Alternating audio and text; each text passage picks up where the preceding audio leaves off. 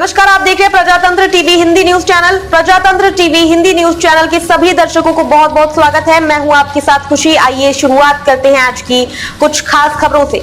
नीतीश कुमार ने काफी सोच समझकर संजय झा को जेडीयू से कमान सौंपी है।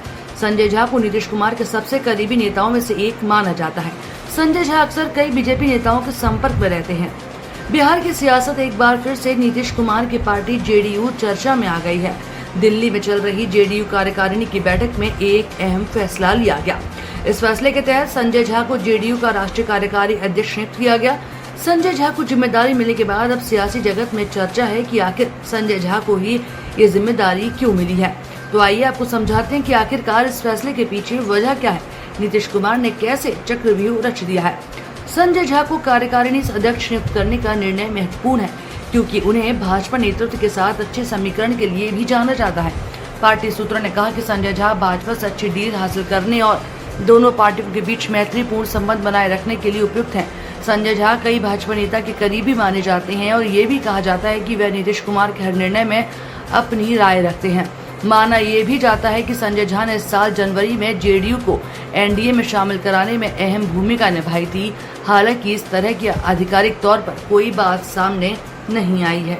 आपको बड़ी जिम्मेदारी दी गई है, किस तरह से देख रहे हैं? राष्ट्रीय कार्यकारी अध्यक्ष बनाया गया, कितनी बड़ी जिम्मेदारी है? बहुत बड़ी जिम्मेदारी हमारे नेता और हम लोग के राष्ट्रीय अध्यक्ष मुख्यमंत्री नीतीश कुमार जी ने दिया है। मैं उनके प्रति कृतज्ञता व्यक्त करता हूं और निश्चित रूप से नीतीश कुमार जी ने बिहार को ट्रांसफॉर्म कर दिया 20 साल में।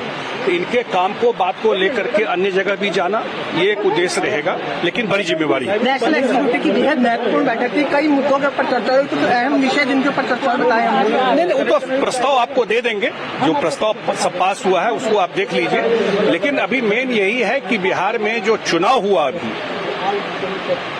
उसने दिखा दिया कि 40 में 30 सीट हम लोग जीते। 177 असेंबली सीट पर आउट ऑफ 243 हम लोग चुनाव जीते हैं। वो तो अब 2025 में जो विधानसभा चुनाव होगा बिहार में, उसके लिए सिग्नल दे दिया बिहार ने। झारखंड चुनाव को लेकर बेहद अहम चर्चा, ये सबसे बड़ी और पहली चुनौती अब यही होगी आपके सामने। झारखंड कोई चुनौती नहीं है। झारखंड चुनाव में पार्टी हम लोग बैठेंगे और वहां पर क्योंकि पार्टी का पहले भी आधार रहा है तो वहां चुनाव लड़ने का हम लोग का उस पर फैसला लेंगे। साथ लड़ेंगे, अलग लड़ेंगे, बताएंगे समय पे आपको। इसमें एक संगठनात्मक और एक पॉलिटिकल रेजोल्यूशन नंबर 1। नंबर 2, उन्होंने राष्ट्रीय कार्यकारिणी के सामने घोषणा की है अब वो सदैव के लिए इसी गठबंधन का हिस्सा रहेंगे, दैट इज एनडीए। दाएं बाएं जाने का, आप चाहे कुछ भी लिखते रहो, दाएं बाएं जाने का हमारा प्रश्न ही पैदा नहीं होता। नंबर 3, जो बिहार सरकार ने आरक्षण लागू किया था जिस पर सुप्रीम कोर्ट ने हाई कोर्ट ने बैन लगाई है, उस पर हम सुप्रीम कोर्ट में जाएंगे। नंबर 4, पार्टी के कामकाज में और अधिक एकरूपता लाने के लिए राज्यसभा के सांसद संजय झा जी को कार्यवाहक अध्यक्ष बनाया गया। अच्छा सर, विशेष राज्य का दर्जा आपका मांगते रहे, उसके आगे भी मांगते रहेंगे। विशेष पैकेज पर भी राज्यों में क्या राज्य नरम हुआ है? आज हमने अपने प्रस्ताव में दोनों चीजें रखी।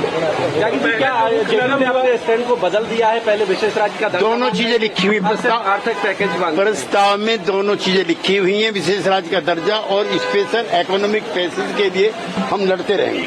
पार्टी के रैंक एंड फाइल में काम करने की जो प्रवृत्ति है लोगों की, उसमें और इजाफा होगा। और हम समझते हैं पैन इंडिया जो हमारी सबकी चाहत है कि राष्ट्रीय जनता दल, हमारा जनता दल यूनाइटेड एक राष्ट्रीय पार्टी बने, उसमें सहायक होगा। और अभी बहुत से राज्यों में आने वाले समय में चुनाव है, तो उन चुनाव में हम कैसे और संगठित रूप से मजबूत होकर चुनाव लड़े, इस पर संजय झा जी और मजबूती से काम कर सकेंगे। सर, विशेष राज्य के दर्जे को लेकर क्या कुछ बात हुई? विशेष राज्य क्या प्रस्ताव है? हम सबका विशेष राज्य का दर्जा या विशेष पैकेज की पुरानी मांग है, वो मांग हम लोगों का कायम है। हम लोगों के जो नेता हैं, ललन सिंह जी हैं, संजय झा जी जो यहाँ पर हैं राज्यसभा में और लोकसभा में जो पार्टी के नेता हैं, ये लोग आने वाले समय में प्रधानमंत्री जी से मिलेंगे और अपनी बात को रखेंगे मजबूती से। बहुत ही अच्छा हुआ है और हम लोग स्वागत योग्य कदम। मैं तो लेट से आई ना, मैं लेट से आई हूँ, मुझे पता होगा क्या क्या बात रखा गया, तो उनको बहुत बहुत बधाई।